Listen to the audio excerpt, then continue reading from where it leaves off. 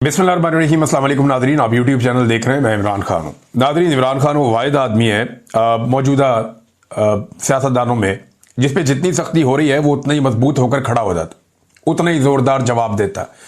और ये जवाब इमरान खान साहब जो हैं पाकिस्तान की मिलिट्री एस्टेब्लिशमेंट को देते हैं। अब जो इमरान साहब का जो रिसेंट एक ट्वीट है उसको अगर आप पढ़े तो आपको आइडिया हो जाएगा कि ये तो ऐलान जंग है।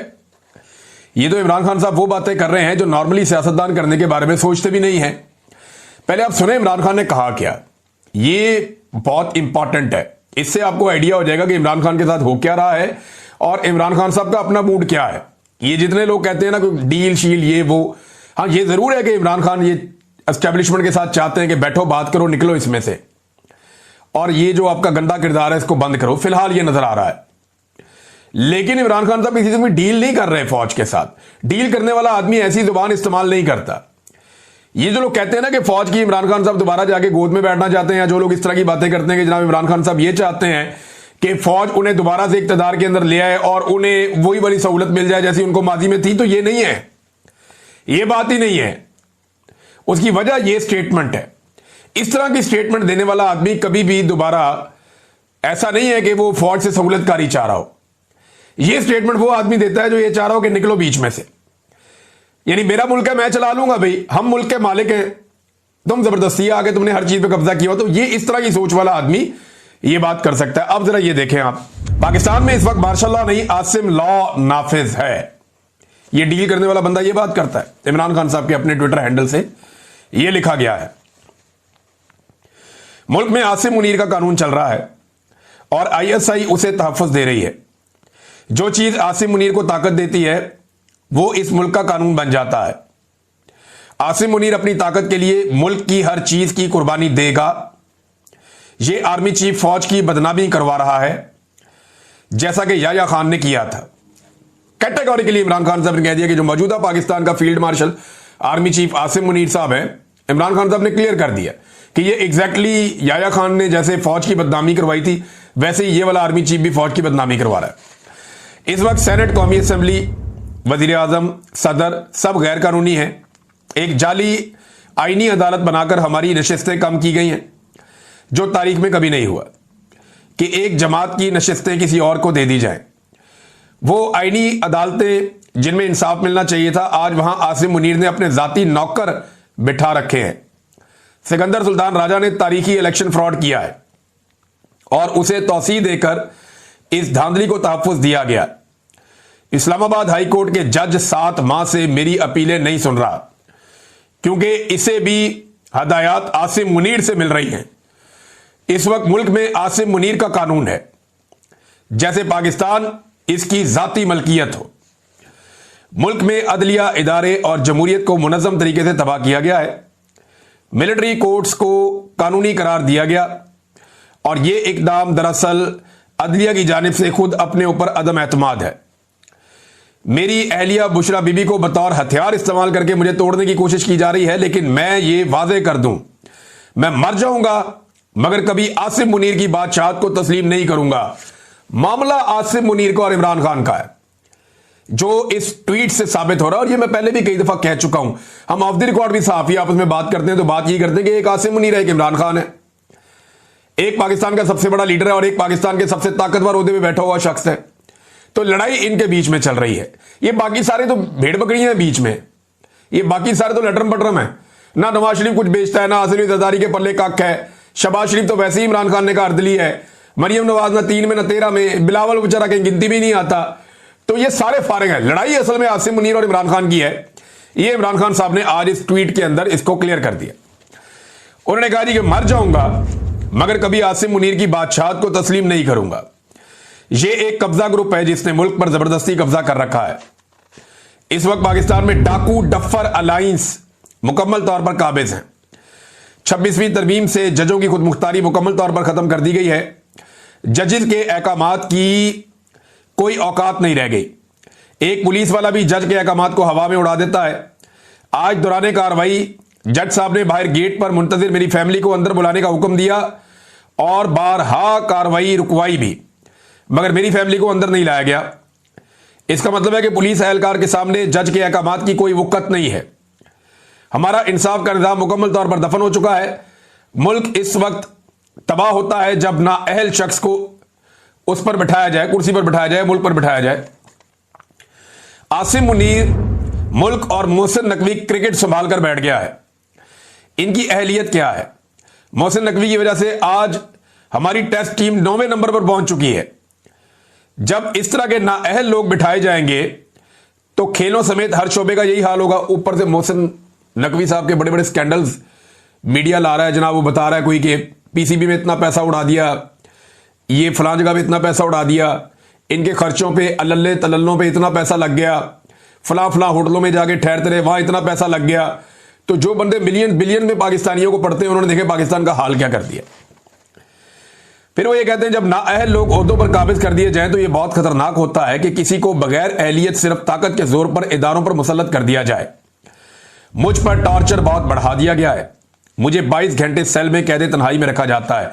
मैं आपको पहले भी बता चुका हूं और ये कानून है, सिर्फ पाकिस्तान में नहीं, आलमी सतह पे भी। अगर किसी को कैद तन्हाई में डाला जाता है तो ये अदालत के अहकामात पे हो सकता है, क्योंकि कैद तन्हाई आज खुद एक सजा है। तनहा किसी बंदे को या कैदी को रखना ये एक बड़ी खौफनाक सजा होती है और ये सजा किसी अदालत के हुक्म के बगैर नहीं दी जा सकती, जो अदालत की इंफॉर्मेशन से बाहर इमरान खान साहब को दी जा रही है। वो ये कहते हैं कि 22 घंटे मुझे सेल में कैद तन्हाई में रखा जाता है, किताबें नहीं दी जा रही, हालात हादरा से बेखबर रखने के लिए ना ही अखबार दिया जा रहा है और ना ही टीवी देखने की इजाजत है। यह ना सिर्फ मकामी बल्कि आलमी इंसानी हकूक की बदतरीन पामाली है।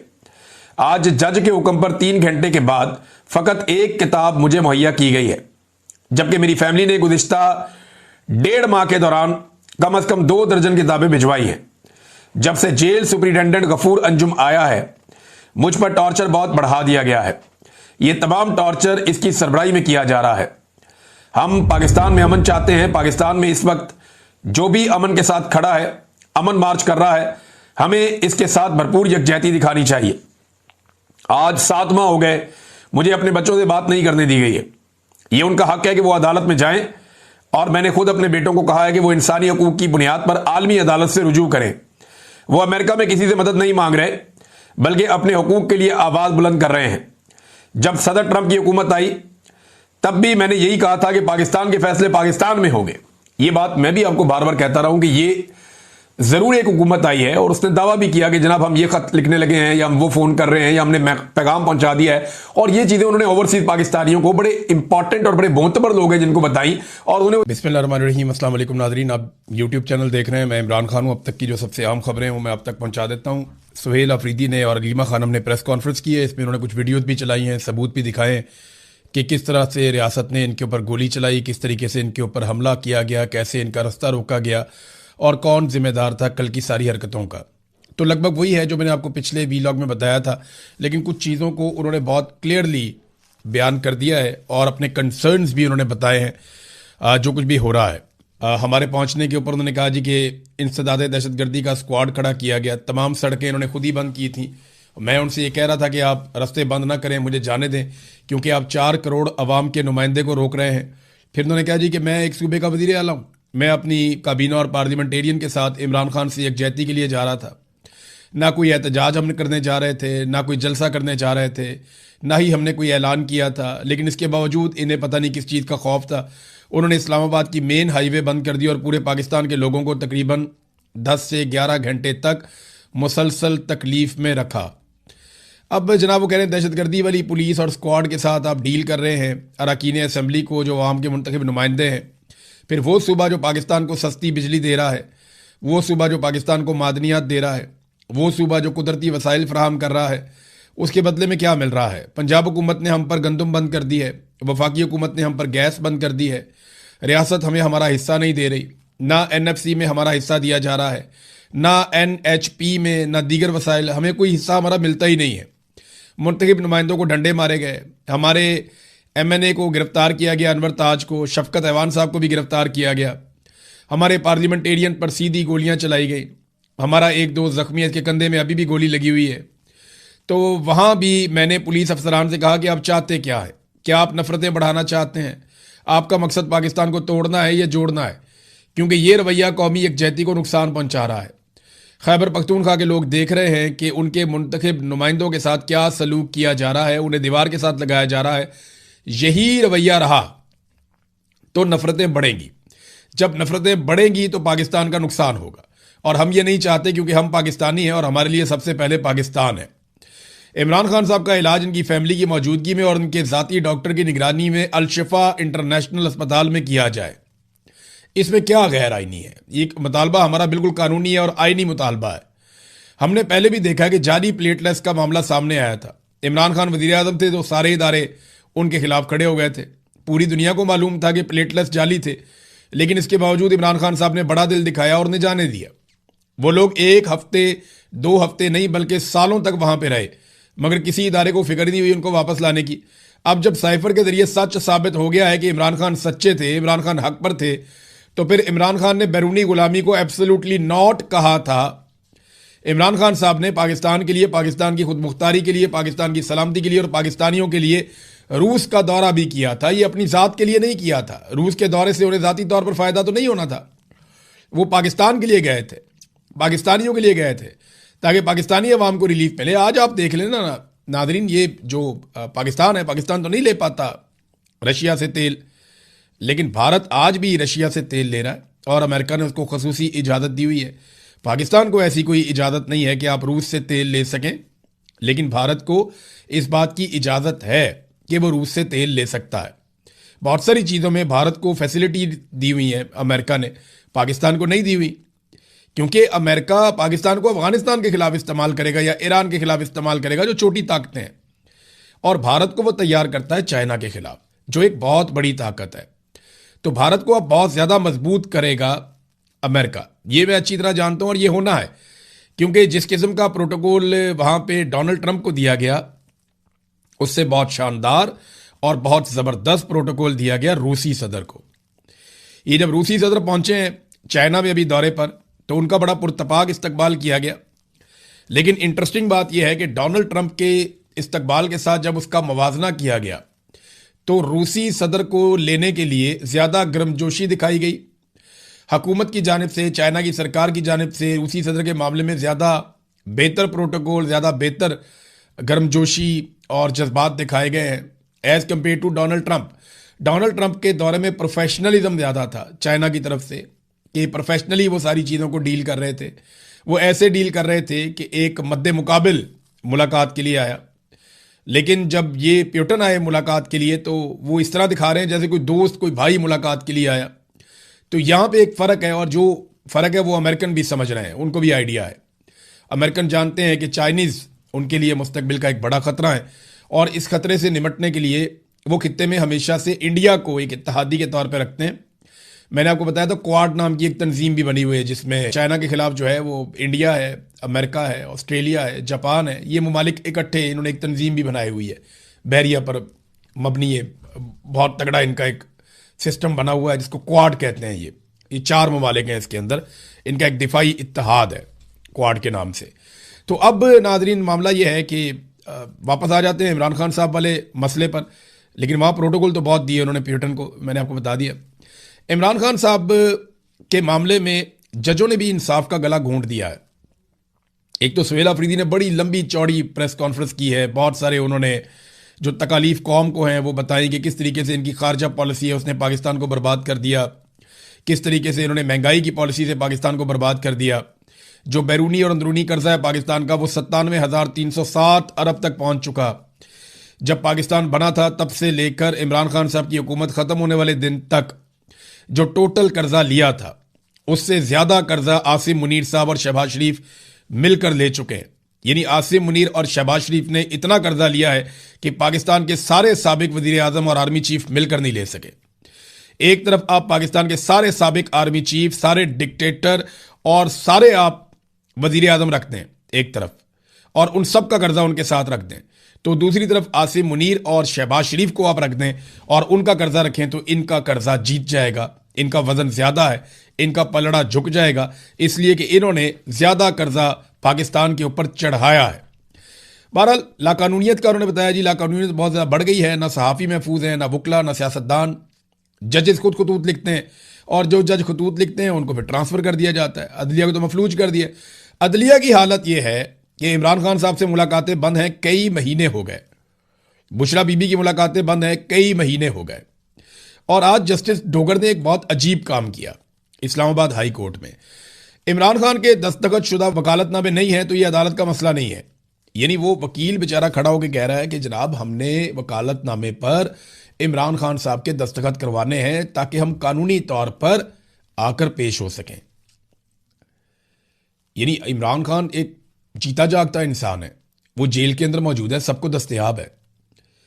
ये तो आपको पावर ऑफ अटॉर्नी तो किसी ऐसे बंदे को आपको तब मुकर्रर करना पड़ता है जब आप है ही नहीं, आप मौजूद ही नहीं है, आप कहीं किसी और मुल्क में या कहीं चले गए।